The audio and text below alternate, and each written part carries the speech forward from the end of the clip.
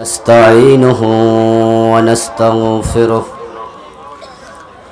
ونعوذ بالله من شرور أنفسنا ومن سيئات أعمالنا من يهد الله فلا مضل له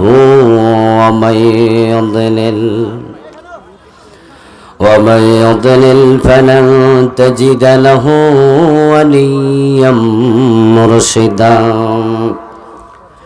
وأشهد أن لا إله إلا الله وأن محمدا عبده ورسوله أما بعد فقد قال الله تعالى في كلامه المجيد সকলে মেহেরবানি করে আমার সাথে পড়ুন আউযু বিল্লাহি মিনাশ শাইতানির রাজিম বিসমিল্লাহির রহমানির রহিম ومن الناس من يقول آمنا بالله وباليوم الآخر وما هم بمؤمنين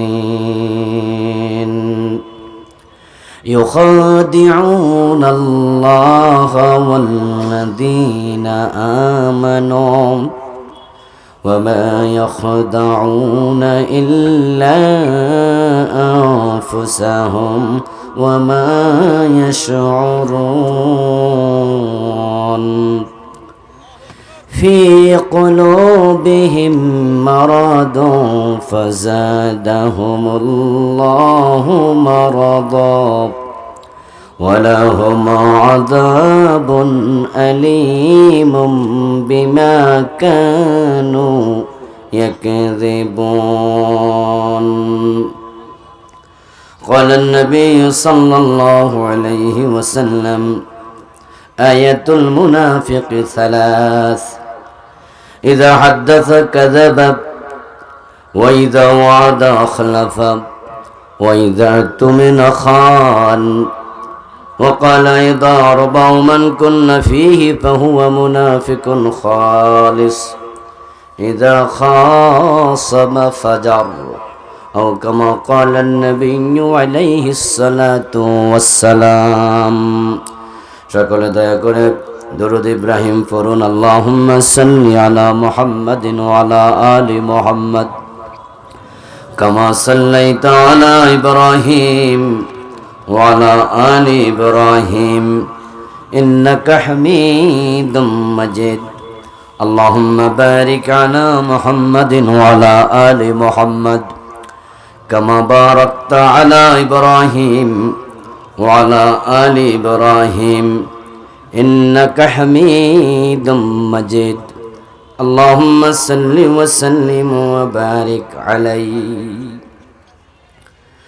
কাগারছড় তালতলা বাজার সমাজ কল্যাণ ফাউন্ডেশন ও এলাকাবাসীর উদ্যোগে আয়োজিত আজকের এই চমৎকার সপ্তম বার্ষিক ইসলামী মহাসম্মেলনের মুআজ্জাজ মুকাররম সম্মানীয় সভাপতি বিশিষ্ট আলেম দ্বীন মুহতারাম মাওলানা আলহাজ মোহাম্মদ আসাদুল্লাহ সাহেব, আল্লাহ তাআলা হুজুরের নেক হায়াত দারাজ করুন।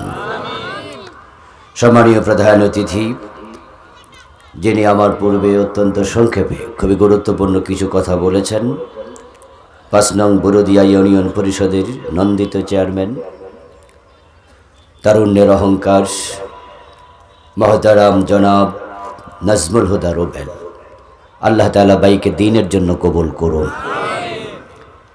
আপনারা ইতিমধ্যে জেনেছেন যে পাকুন্দিয়াতে মাহফিল হচ্ছে না বললেই চলে।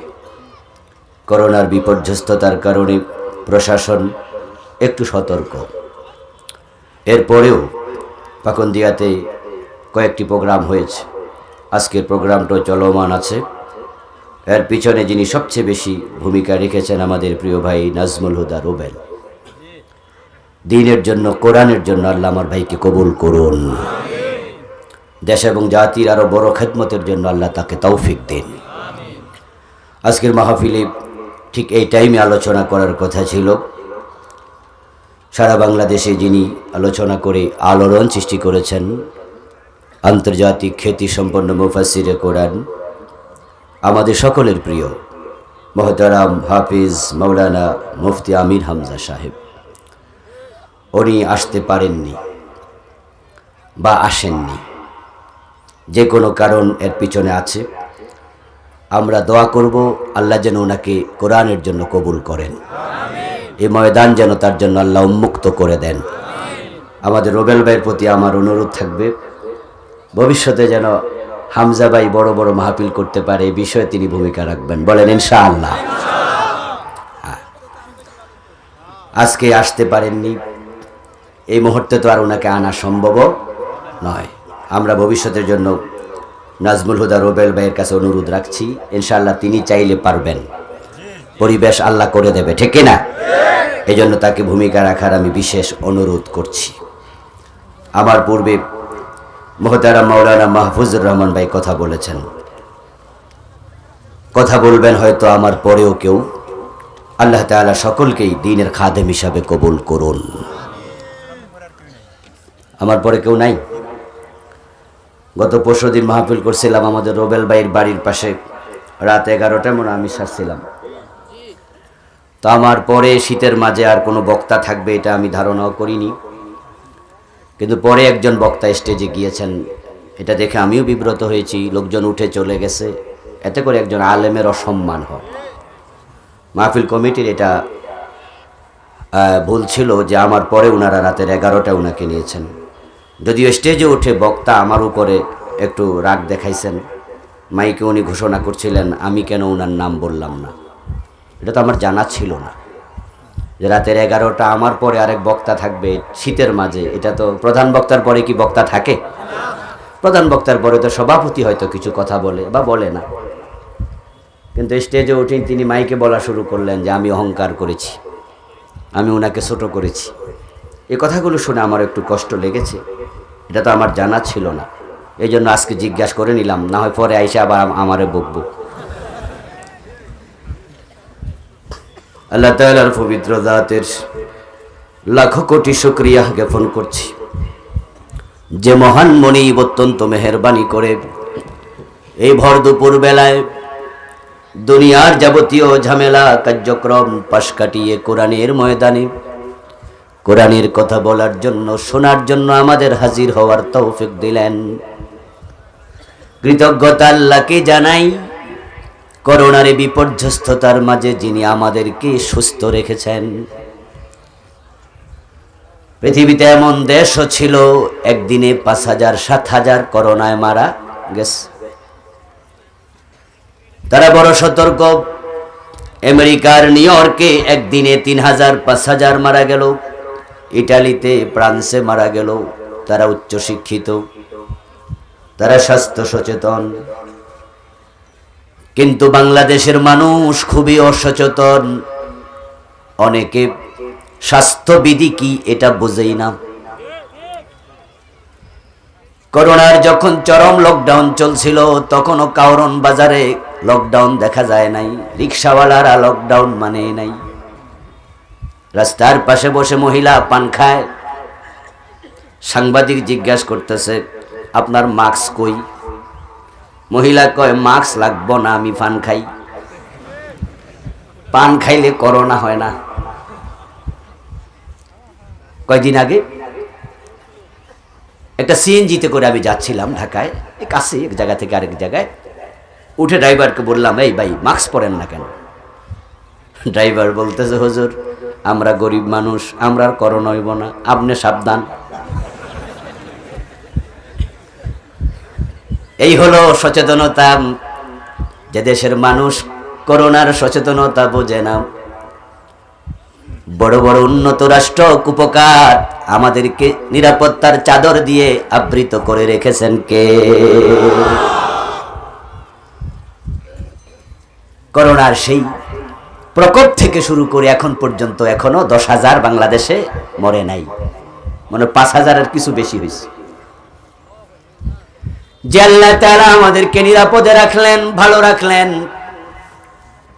রোদের মাঝে কোরআনের কথা শোনার জন্য বসে যাওয়ার মতো মন মানসিকতা দিলেন, এই সব নেয়ামতে যিনি আমাদেরকে ধন্য করলেন, আমরা আলোচনার শুরুতে মন প্রাণ উজাড় করে অন্তরের সবটুকুন শ্রদ্ধা এবং ভালোবাসা দিয়ে আমাদের সে মনিব আল্লাহ তাআলাকে শুকরিয়া জানাই, কৃতজ্ঞতা জানাই। সবাই মিলে জোরে জোরে একবার কালিমাতুশ শুকর পড়ি, আলহামদুলিল্লাহ।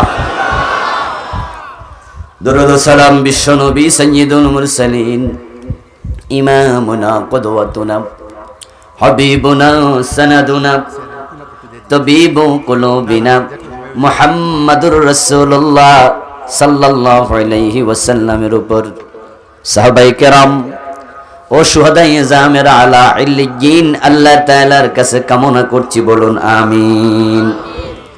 সম্মানীয় ভাইয়েরা, আমি আপনাদের সম্মুখে পবিত্র কোরআন মাজিদ থেকে সূরাতুল বাকারার 8, 9 এবং 10 নম্বর আয়াতে কারিমা তিলাওয়াত করেছি।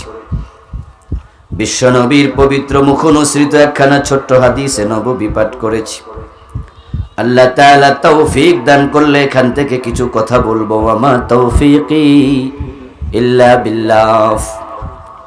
আল্লাহ তাআলা বলছেন, ওয়া মিনান নাস মান ইয়াকুলু আমান্না, এমন কিছু মানুষ ছিল, আছে, ভবিষ্যতেও থাকবে, যারা বলবে ঈমান এনেছি। আমান্না বিল্লাহ, তারা বলবে আল্লাহর উপর ঈমান এনেছি। ওয়া বিল ইয়াউমিল আখির, আখিরাতের উপরও ঈমান এনেছি। অন্য সূরাতে আল্লাহ বলেন, ইয়াকুলুনা আমান্না বিল্লাহি ওয়া বির রাসূল, তারা বলবে আল্লাহর উপরে ঈমান আনছি, রাসূলের উপরেও আনছি, আখিরাতের উপরও এনেছি, কিন্তু ওয়া মা হুম বিমুমিনিন, অথচ তারা মুমিন নয়। ওয়া মা উলাইকা বিল মুমিনিন, আল্লাহর উপরে ঈমান আনছি, রাসূলের উপরেও আনছি, আল্লাহ কয় তারা মুমিন হয় নাই। ইউখাদিউনাল্লাহ ওয়াল্লাযীনা আমানু, তারা নিজেদেরকে ঈমানদার দাবি করে আল্লাহ এবং মুমিনদেরকে ধোঁকা দিতে চায়। ওয়া মা ইয়াখদাউনা ইল্লা আনফুসাহুম, আল্লাহকে ধোঁকা দেয়া যায় না, নিজেরাই ধোঁকা খায়। ওয়া মা ইয়াশউরুন, কিন্তু এটা বুঝার ক্ষমতা তাদের নাই। কেমনে বুঝবে? বুঝার জন্য যে আকল, সেই আকল বিভ্রান্ত। তাদের কলবের মাঝে রোগ হয়ে গেছে, ফি কুলুবিহিম মারাদ, তাদের কলবের মাঝে রোগ। তরকারি পাকানো হলো, 10 জন বসে তরকারি দিয়া মজা করে খাচ্ছে ভাত, তাদের মাঝে একজন আছে যে নাক ছিটকায়, বলে তিতা তিতা লাগে, স্বাদ নয়, কি তরকারি রাঁধছো? আরেকজন গায়ে হাত দিয়া কয়, তোর তো জ্বর উঠছে। জ্বর ওঠার কারণে তোর জিহ্বার স্বাদ নষ্ট হয়ে গেছে, দোষ তরকারিতে না তোর জিহ্বাতে। কথা কোন? জ্বর ওঠার পরে জিহ্বার স্বাদ নষ্ট হয় কিনা? দোষ কি তরকারির?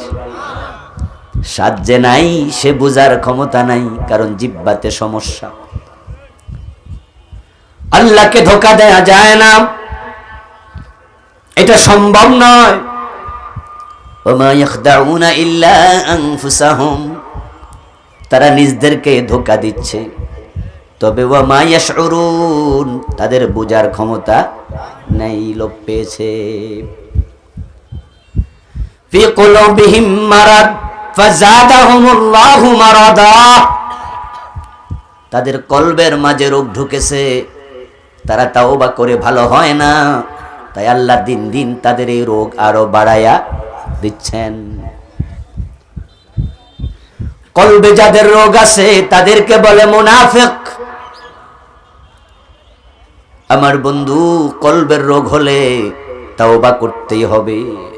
নিফাক থেকে যদি মুক্ত না হন, এই রোগ নিয়ে যে মারা যায়, ওয়ালাহুম আযাবুন আলীম, তার জন্য কঠিন আযাব প্রস্তুত করা আছে। যাদের কলবে রোগ আছে তাদের জন্য জাহান্নাম। আমরা যারা আজকের এই মাহফিলে এসেছি, আমরা কেউ জাহান্নামে যেতে আসি নাই, ঠিক না? আমরা কেউ জাহান্নামে যেতেও চাই না। এজন্যই প্রতিদিন আমরা ফজরের পরে, মাগরিবের পরে 7 বার আল্লাহর কাছে দোয়া করি, আল্লাহুম্মা আজিরনা মিনান নার। রাসূলুল্লাহ বলেছেন, এই দোয়া যে ব্যক্তি সকাল বেলায় ফজরের পর 7 বার বলবে, হে আল্লাহ, জাহান্নাম থেকে প্রার্থনা করছি আশ্রয়, আমাকে আশ্রয় দাও। সন্ধ্যার আগে মারা গেলে আল্লাহ তাকে জাহান্নাম দেবেন না। এই দোয়া যে ব্যক্তি সন্ধ্যার পরে, মাগরিবের পর 7 বার পড়বে, সকাল হওয়ার আগে যদি মারা যায়, ওই রাতে মারা গেলে আল্লাহ জাহান্নাম দেবেন না। এই দোয়া আমরা প্রায়শই পড়ি। রাসূলুল্লাহ সাল্লাল্লাহু আলাইহি ওয়াসাল্লাম নিজে দোয়া করতেন, আল্লাহুম্মা ইন্নী আসআলুকা রিদাকা ওয়াল জান্নাহ ওয়া আউযু বিকা মিন সাখাতিকা ওয়া আযাবিন নার। আল্লাহ দোয়া শিখিয়েছেন, রব্বানা আতিনা ফিদ দুনিয়া হাসানা ওয়া ফিল আখিরাতি হাসানা ওয়া কিনা আযাবান নার। হে আল্লাহ, তুমি আযাব থেকে আমাকে বাঁচাও। ইন্না আযাবাহা কানা গরামা। তুমি আযাব থেকে বাঁচার প্রার্থনা করো, কারণ জাহান্নামের আযাব বড়ই কঠিন। ওই জাহান্নামে গিয়ে 1 সেকেন্ড থাকার ক্ষমতা কারো নেই। কুল্লামা নাদিজাত জুলুদুহুম বাদদালনাহুম জুলুদান গায়রাহা লিয়াযুকুল আযাব। ওই জাহান্নামে ফেলার সাথে সাথে গায়ের চামড়া, মাংস, হাড্ডি সব 1 সেকেন্ডের ভিতরে জ্বলে পুড়ে ছাই হয়ে যাবে। না রকম জুজুম মিন 70 জুজইম মিন নারি জাহান্নাম। ব্রিক ফিল্ডে গেলে কিভাবে আগুন জ্বলে, ওই ব্রিক ফিল্ডের আগুনের বের হওয়ার জায়গা দিয়া একটু চোখ দিয়ে দেখবেন, যেখান দিয়ে কয়লা ঢালে, কয়লা ফেলার সাথে সাথে আগুন কিভাবে বিক্ষিপ্ত হয়ে উঠতে থাকে, অগ্নিশিখাগুলো ধাউ ধাউ করে জ্বলতে থাকে। ওই ব্রিক ফিল্ডের আগুনে যদি কোনো মানুষকে ফেলে দেয়া হয়, জ্বলে পুড়ে ছাই হতে 10 মিনিটও লাগবে না, অঙ্গার হয়ে যাবে। আল্লাহ বলেন, দুনিয়ার আগুন জাহান্নামের আগুনের তুলনায় মাত্র 1 গুণ। জাহান্নামের আগুন এর চেয়ে 70 গুণ বেশি তেজদীপ্ত। ওখানে তোমরা যেও না। আমরা জাহান্নামে যেতে মাহফিলে আসি নাই, জাহান্নাম থেকে বাঁচতে এসেছি, ঠিক না? জাহান্নামীদেরকে যখন জাহান্নামের ফেরেশতারা টেনে হেসড়ে নেবে,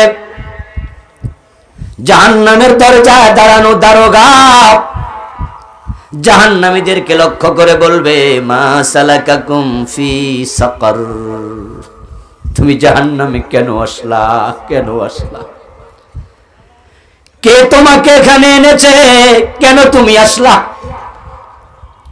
এটা তো এমন জায়গা যেখানে বাঁচা যায় না, আবার এমন জায়গা যেখানে মৃত্যু কোনোদিন আসবে না। লা ইয়ামুতু ফিহা ওয়ালা ইয়াহইয়া। জাহান্নাম এমন এক জায়গা, আল্লাহ পাক রব্বুল আলামিন জাহান্নামে মানুষকে ফেলার আগে জাহান্নামের ফেরেশতাদেরকে বলবেন, যাও যাও, আমার সম্মুখে দুনিয়ায় সবচেয়ে আরামে যে ছিল, টাকাওয়ালা, পয়সাওয়ালা, ক্ষমতাওয়ালা, যা চেয়েছে তাই হয়েছে, স্বর্ণ দিয়ে টয়লেট বানাইছে। আঙ্গুলের ইশারা পৃথিবীর বড় বড় রাষ্ট্র পৃথিবীর মানচিত্র থেকে পরমাণু বোমা দিয়ে শেষ করে দিয়েছে। হিরোশিমা নাগাসাকির মতো দুনিয়ার মানচিত্র থেকে শহর মুছে দিয়েছে। কি ক্ষমতা, কত টাকা। দুনিয়ার সবচেয়ে আয়েশি জীবন যে যাপন করেছে তাকে নিয়ে আসো। ইউতা ইয়াউমা ইজিন বিআনউমিন মিনাল কুফার আনউমিন নাস মিনাল কুফার। দুনিয়াতে কাফেরদের মাঝে সবচেয়ে বেশি নিয়ামত পেয়েছে আনউম, সবচেয়ে বেশি নিয়ামত আলা ও ব্যক্তিকে আনো। একবারে সিরিয়াল 1 নাম্বার, অর্থের দিক থেকে, ক্ষমতার দিক থেকে, আরামের দিক থেকে, বাড়ি গাড়ি নারী কিচ্ছুর অভাব নাই। জন্মসূত্রে কোটিপতি, সোনার চামচ মুখে নিয়ে জন্ম নিয়েছে, বাবা 1000 কোটি টাকার মালিক। এমন হাসপাতালে জন্ম নিয়েছে যে হাসপাতালে সাধারণ মানুষের প্রবেশ অধিকার নাই। এত আরামে জীবন কাটিয়েছে, কল্পনাতীত। তাকে হাজির করা হবে। এবার আল্লাহ জাহান্নামের ফেরেশতাদেরকে বলবেন, উগমুসুহু ফিন্নারে গামসাতান ওয়াহিদা। তাকে 1 সেকেন্ডের জন্য একটু জাহান্নামে ঢুকায়া তারপরে আমার কাছে হাজির করো। দুনিয়ার সবচেয়ে বেশি আরামায়েশী লোকটাকে হাজির করা হবে, জাহান্নামে 1 সেকেন্ডের জন্য ঢুকানো হবে। তারপর আবার আল্লাহর সামনে আল্লাহ তাআলা বলবেন, নিয়ে আসো। নিয়ে আসা হবে। এবার আল্লাহ তাকে জিজ্ঞাসা করবেন, এ ফুলান, ও আল্লাহর বান্দা, আমার বান্দা, ও অমুক, তুমি তো দুনিয়ায় বড় লোক ছিলা, কত 1000 কোটি টাকা তোমার ছিল, তুমি নিজেও গণতে পারতা না, কম্পিউটার লাগতো। তোমার তো ক্ষমতার অভাব ছিল না, আঙ্গুলের ইশারায় কত কিছু হয়ে যেত। তুমি কত সুখে ছিলে, কত নিয়ামত আমি তোমাকে দিয়েছি, তার তো হিসাব নাই। আমারে কয়েকটার নাম একটু শোনাও, তুমি কোন কোন নিয়ামত দুনিয়ায় পেয়েছো। 1 সেকেন্ড জাহান্নামের শাস্তি ভোগ করার পরে ওই লোকটা দুনিয়ার সব নিয়ামতের কথা ভুলে যাবে। বলবে, মা আসাবাতনি নিয়ামতুন কত্তুন। সে বলবে, আমি দুনিয়ায় কোনো নিয়ামত চোখেও দেখি নাই, আমি কোনো নিয়ামত পাই নাই। জাহান্নামে তো মারাত্মক জায়গা। ওয়ালাহুম আযাবুন আলীমুম বিমা কানু ইয়াকযিবুন। আমার তেলাওয়াতকৃত 3টি আয়াতের 3 নম্বর আয়াতের শেষ অংশ সূরা বাকারার 10 নম্বর আয়াত। আল্লাহ কয়, কিছু লোকের জন্য আমি সে জাহান্নাম প্রস্তুত করে রেখে দিয়েছি। আল্লাহ জাহান্নাম বানাবেন না বানায়া রেখেছেন। এবার আপনারা বলুন তো, পৃথিবীর মানুষের মাঝে জান্নাতি বেশি না জাহান্নামী বেশি? ও বন্ধু, শুধু ইহুদি জাহান্নামী নয়, খ্রিস্টান জাহান্নামী নয়, হিন্দু জাহান্নামী নয়, মুসলমানের মাঝেও জাহান্নামী আছে না নাই?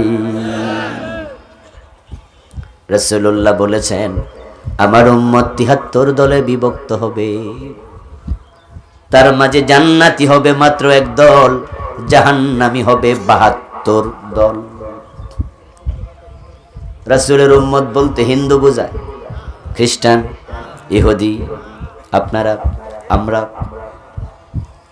تفترق أمتي على 73 ملة كلهم في النار إلا واحدا। রাসূল সাল্লাল্লাহু আলাইহি ওয়াসাল্লাম বলেন, 73 দল আমার উম্মত গুলো হবে, কুল্লুহুম ফিন্নার ইল্লা ওয়াহিদা। তাদের সবগুলো জাহান্নামী হবে, জান্নাতি মাত্র 1 দল হবে।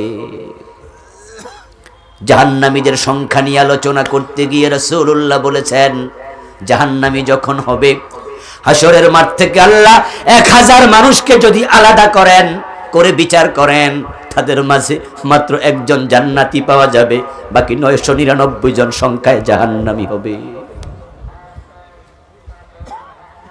একটা কালো বলদ, ওই কালো বলদ গরুর পুরা দেহ খুঁজলে যেমন সাদা চুল পাওয়া কঠিন হবে, পুরা দেহের মাঝে কালো চুল।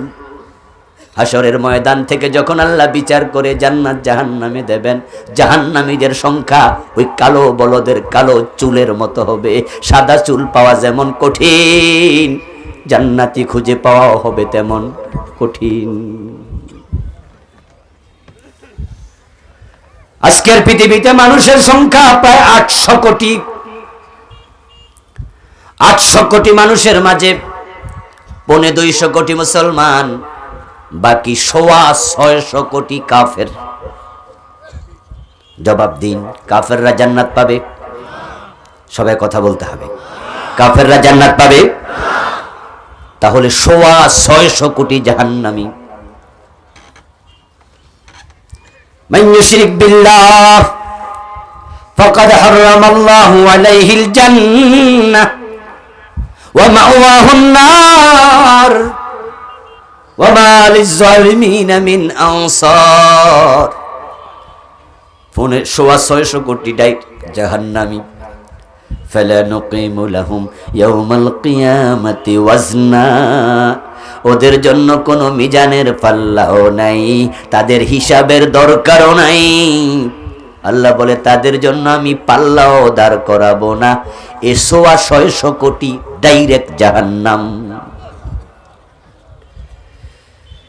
650 কোটিকে ফেরেশতারা ধরে ধীরে গরিব হয়ে ফিরে আসবে।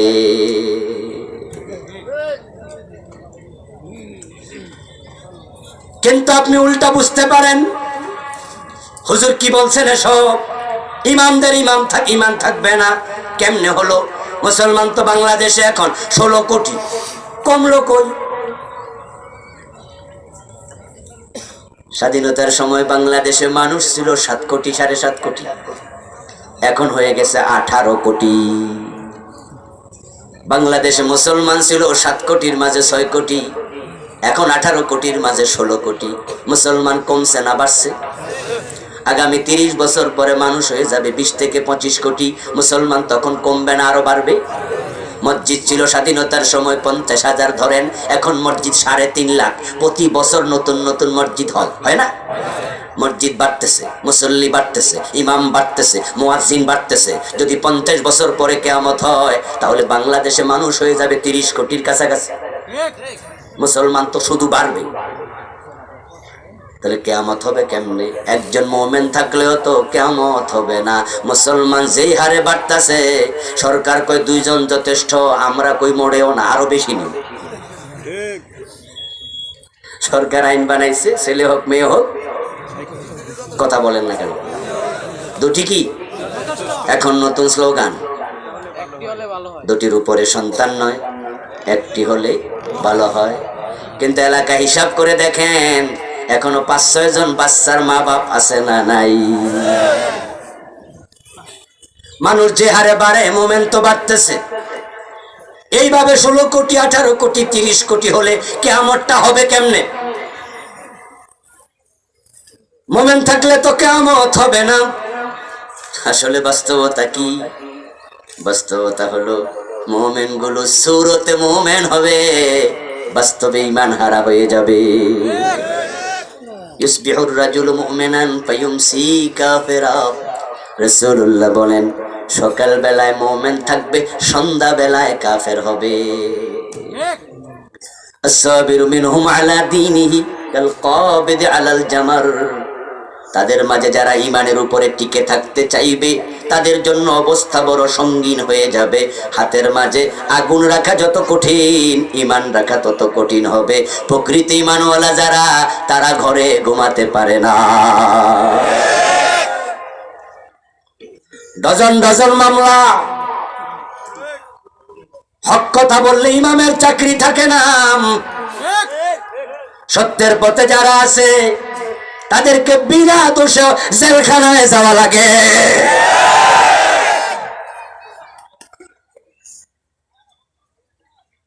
আর আপনি চুপ হয়ে যাবেন, অন্যায় দেখবেন, চুপ থাকবেন, আপনার অসুবিধা নাই। আপনি বড় পাগড়িওয়ালা, বড় টুপিওয়ালা, আপনি অনেক বড় মুমিন, নিজকে ভাবেন সমাজে অন্যায়ের অভাব নাই। ওই অন্যায়গুলো চোখে দেখে আপনি চুপ করে থাকবেন। বোবার কোনো শত্রু নাই, আপনার বিপদ আপদ বাড়ির চারপাশেও আসবে না।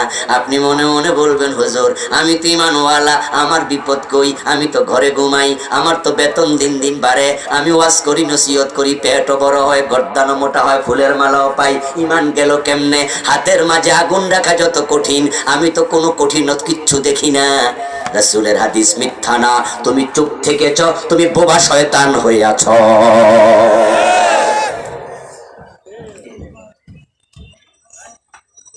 আসাকিতু আনিল হক শায়তানুল আখরাস। হক কথা বলবা না, অন্যায়ের বিরুদ্ধে প্রতিবাদ করবা না, তুমি বোবা শয়তান। এবার বলুন তো, শয়তান কি মুমিন?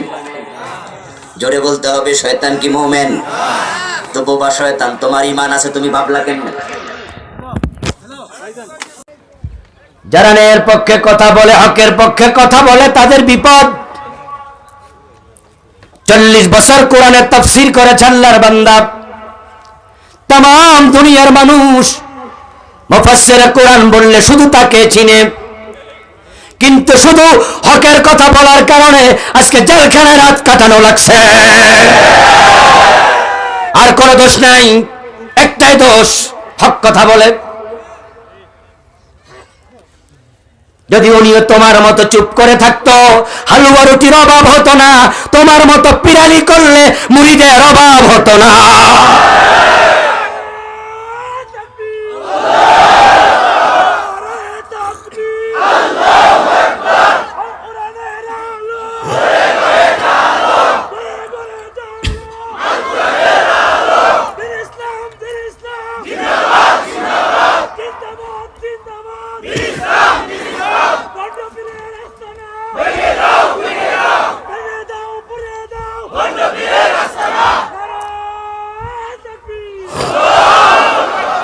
আমার বন্ধু, হক কথা বলার মাঝে বিপদ আছে না নাই? আবু জেহেলের জুলুম দেখে নবী মুহাম্মদ যদি সাপোর্ট করতেন, চুপ থাকতেন, মুস্কি হাসি দিয়া কথা বলতেন, চাচা কেমন আছেন, আবু জেহেল রাসূলের বাড়িতে মিষ্টি বানায়া পাঠাইতো। ফেরাউনের জুলুম। আপনার কপাল ভালো, ফামান যুহজিহা আনিন নারি ওয়া উদখিলাল জান্নাহ ফাকাদ ফাজ। আল্লাহ তাআলা বলছেন, যে ব্যক্তিকে জাহান্নাম থেকে নিষ্কৃতি দেয়া হলো এবং জান্নাতে প্রবেশ করানো হলো, সেই সফল হয়ে গেছে। আর যে জান্নাত পায় নাই, তার মতো হতভাগা দুনিয়াতে আর নাই। আমার বন্ধু, বাংলাদেশের সবচেয়ে ধনী মানুষ সালমান এফ রহমান, ইউসুফ আব্দুল্লাহ হারুন, ওই আপনাদের নরসিংদীর আব্দুল কাদের মোল্লা, ওনারা যে গাড়িতে চলে, ওই গাড়িগুলোর দাম 2 কোটি, 3 কোটি, 5 কোটি। পার্সোনাল বিমান আছে, হেলিকপ্টার আছে, এমন মানুষও দুনিয়ায় আছে। ওনাদের গাড়ির দাম 3 কোটি। আমরা অনেকে জীবনে 3 কোটি টাকা একসাথে দেখিও নাই। বাংলাদেশের সবচেয়ে ধনী মানুষটা যদি এক পাশে দাঁড় করানো হয়, তার গায়ের জামা অনেক দামি, মাথার টুপি অনেক দামি, শুধুমাত্র পায়ের জুতার দামে আছে 20-50 হাজার, হাত ঘড়ির দাম আছে 1-1.5 লাখ। ওই লোকটা এবং তার পাশে যদি একটা গরিব লোক দাঁড় করানো হয়, যার গায়ে ছেঁড়া কাপড়, গন্ধ হয়ে গেছে, 7 দিনও একবার ধুইতে পারে না এক সেট কাপড়। আমার বন্ধু, খাওয়ার জন্য খাবার নাই, থাকার জন্য ঘর নাই, রাস্তায় ঘুমায়, পরের রিক্সা ভাড়া চালায়, কিন্তু নামাজ কাজা করে না, রোজা কাজা করে না। ওই গরিব মানুষটা ঈমান হারায় নাই। তাকে দেখতে যত বিশ্রী হোক, গায়ের কাপড় যত ছেঁড়া হোক, যদি সে জান্নাতি হয়, আর তার বিপরীতে সবচেয়ে বড় ধনী লোকটা যদি দাঁড়ায়া থাকে, সে জান্নাতি না হয়, আমি আল্লাহর কসম করে বলি, রিক্সাওয়ালা সফল, ওই ধনী লোকটা ব্যর্থ, চরমভাবে ব্যর্থ, চরমভাবে ব্যর্থ। আমাদের রোবেল ভাইয়ের আগে একজন ভাই বক্তৃতা দিয়েছে, আসাদ ভাই, উনি 1-2 মিনিট কথা বলেছে, খুব দামি কিছু কথা বলেছিলেন। দুনিয়ার জীবন চলে যাবে, কষ্টে হোক আর সুখে হোক, চলেই যাবে। আখিরাত আখিরাত, সারিউ ইলা মাগফিরাতিম মির রাব্বিকুম ওয়া জান্নাত। এই মাইকলা, এটা তুলতে হবে, উপরে ওঠো। সারিউ ইলা মাগফিরাতিম মির রাব্বিকুম ওয়া জান্নাত। আল্লাহ তাআলা কোরআন মাজিদে আমাদেরকে তাই বলছেন, দুনিয়ার দিকে নয় রে, জান্নাতের দিকে দৌড়াও, জান্নাতের দিকে দৌড়াও। দুনিয়ার দিকে দৌড়ায় লাভ নাই, কারণ এমন তো হতে পারে টাইলস দিয়ে, মার্বেল পাথর দিয়ে কোটি টাকা খরচ করে বাড়ি বানাইছো, আগামী বৃহস্পতিবারে হুজুর দাওয়াত দিয়া দোয়া পড়াইয়া উঠবা, কিন্তু বুধবারে রাতে তুমি নেই। এমন হয় না? এমন হয় কি না? এখন এই যে কোটি টাকার বাড়ি, মরে দেখো দোস্ত, যদি তুমি মৃত্যুবরণ করো, তোমাকে এক রাত বাড়িতে রাখতে হয়, পরের দিন সকাল 10টায় জানাজা হবে। তোমার এসি রুমে তোমাকে ঢুকাবে না, বেশির চেয়ে বেশি ঘরের বারান্দায় রেখে দেবে। কোটি টাকা থাইকা লাভ কি? হাজার কোটি টাকা ব্যাংকে আছে, মরে দেখো কাপনের কাপড়ে পকেট থাকে না, সাথে 1 টাকাও দেয়া হবে না। এজন্য তুমি আখিরাতকে প্রাধান্য দাও। একটু আওয়াজ করে বলুন তো, আমরা আখিরাতকে প্রাধান্য দিচ্ছি না দুনিয়াকে? সত্য কথা বলেছেন, আল্লাহর কথাও এটা, বলতো সিরুনাল হায়াতাদ দুনিয়া ওয়াল আখিরাতু খায়রু ওয়া আবকা। আল্লাহ বলে, দুনিয়ার মানুষ, তোমরা দুনিয়াকে পায়া আখিরাত ভুলে গেছো, প্রাধান্য দিয়েছো। আমার ভাইয়েরা, तमाम পৃথিবীর মানুষগুলো কয়েকটি ভাগে বিভক্ত হয়ে গেছে। মৌলিকভাবে মানুষগুলো বিভক্ত হলো, তাদের মাঝে একটি ভাগ জান্নাতি, বাকি সব হবে জাহান্নামী। মৌলিকভাবে মানুষগুলো 5 ভাগে বিভক্ত হলো, এক ভাগটার নাম হলো মুলহিদ নাস্তিক, আরেক ভাগের নাম কাফির, আরেক ভাগের নাম মুশরিক, আরেক ভাগের নাম মুনাফিক। এই 4টা ভাগ ডাইরেক্ট জাহান্নামী হবে, জান্নাতি হবে মাত্র 1 ভাগ, যারা প্রকৃত মুমিন মুসলিম। প্রকৃত মুমিন, প্রকৃত মুসলিমের সংখ্যা ওই যে কালো গায়ের গায়ে, কালো গরুর গায়ে সাদা একটা পশমের মতো অনেক নামাজি পাওয়া যায়, টুপিওয়ালা আছে, দাড়িওয়ালা, পাজামা পাগড়িওয়ালা, মেসওয়াক দাড়িওয়ালা।